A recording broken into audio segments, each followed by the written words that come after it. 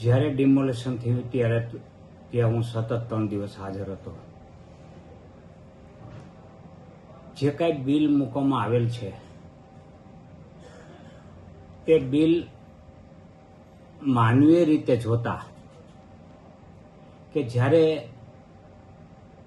સ્થાનિક પ્રજા પોતાનો આશિયાનો તૂટી રહી હોવાથી દુઃખ અનુભવતી હતી, ચીસો રાડો ચીચિયારી પાડી રહી હતી, રોઈ રહી હતી, એવા સંજોગોની અંદર કાજુ કતરી જેવી મીઠાઈઓ, ખજૂર રોલ, સમોસા, આની મેજબાની શું યોગ્ય હતી? આ થવું જોઈએ?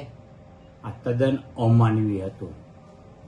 એટલે શાસકોને, અધિકારીઓને જરાય માનવતા ન હોવાનું આ પુરવાર થાય છે.